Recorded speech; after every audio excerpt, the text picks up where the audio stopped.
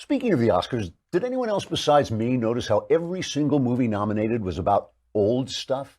Green Book, the winner, took place in 1962. Black Klansman, which Spike Lee thought should be the winner for some reason, took place in the 1970s. Bohemian Rhapsody, also the 70s into the 80s. Likewise, Roma. Black Panther is based on a comic book from the 1960s. A Star is Born is a remake of a film from 1937. The Favorite is about the 18th century, for crying out loud. Only Vice, a hate-filled left-wing fantasy that reveals what Republicans are really like in the minds of a socialist and nowhere else, deals with anything contemporary at all, though it is a biopic about a guy born in the 40s. But it's not just the sources of the film, it's the values and issues in the movies. Because movies are made by progressives, no conservatives allowed, and if there's one thing progressives are, it's regressive. Their socialism is a debunked relic of the 1930s, their intersectionalism extends the racist attitudes of the 1950s into the present, and their commitment to sexual license is a throwback to the 1920s, if not to downright primitive times. It's kind of ironic that the only people speaking seriously about the future are conservatives. But that's Hollywood, and that's America. Okay, so I watched all the movies to get ready because we're doing the Daily Wire backstage tonight, and we'll be talking about the Oscars and everything, and Daily Wire God King Jeremy Boring, and Ben Shapiro, and that other guy, Knowles. And I will be there, and we'll be talking about the culture in Hollywood and all the embarrassing hilarity of leftist millionaires celebrating themselves and melting down over Donald Trump. And Daily Wire subscribers will get to ask questions, so make sure to go to dailywire.com and subscribe for a lousy $10 a month or $100 for the year. So I watched all the movies except for Roma. Roma was so boring that I couldn't even get past the O in the title. I would say, I'll watch Roma, and then I was asleep. So I never watched Roma.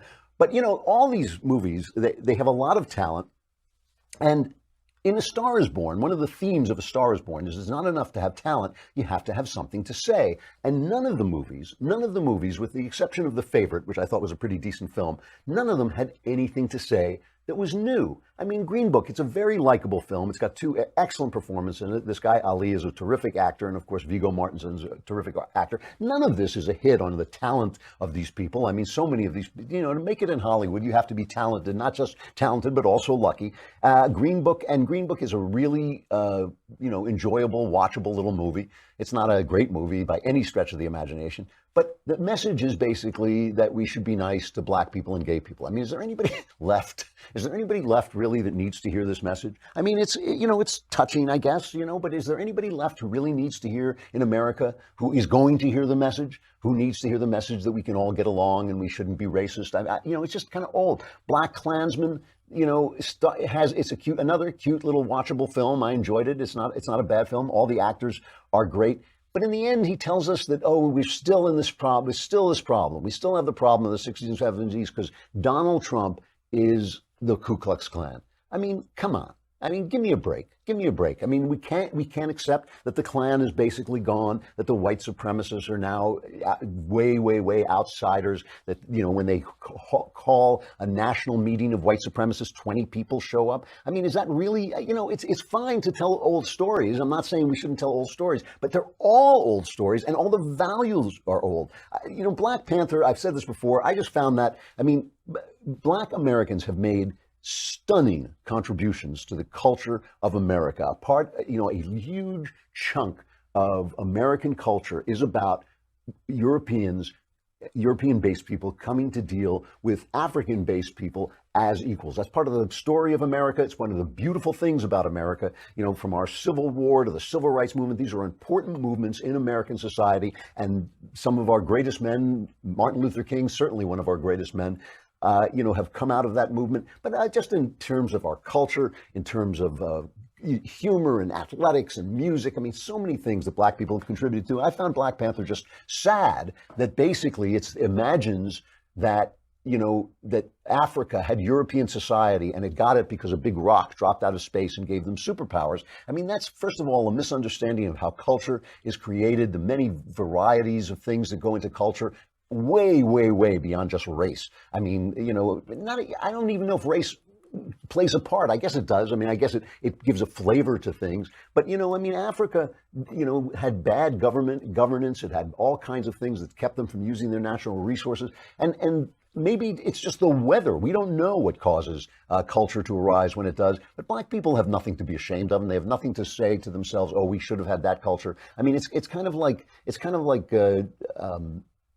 Jews, they always say, think Yiddish, but dress British. It's like, you don't have to dress British. You don't have to dress like anything. Just, join the big parade of America, the multicolored parade of America, and have a good time. I just think that, Black Panther, I found really, all of these pictures, I just found incredibly old-fashioned. That's why the last movie I really liked was Get Out, because I felt like, oh yeah, this is a guy who understands that blacks have moved beyond the segregation stage, moved beyond the institutional racism stage, and now dealing with the same problems that everybody else has had, namely assimilation and what it costs. That's what Get Out is about. Get Out is about, if you assimilate, they will steal your soul. And there's some truth to that. It's a fear. It's a horror movie, so it's all blown out of proportion. But there's some truth to it, and at least it's dealing with something modern. It's dealing with something happening now. The left cannot let go of old things because they think that that's where their power comes from. And maybe they're right. Maybe the only power they have is defending old stuff. There's this clip of Joy Reid interviewing